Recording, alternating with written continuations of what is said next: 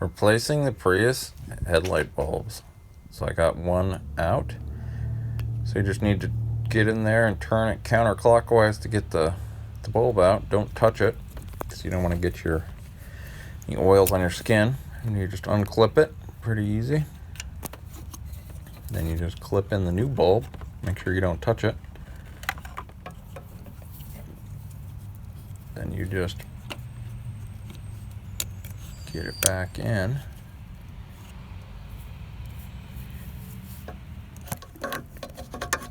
Make sure you get it properly seated, and getting it threaded a little bit wrong.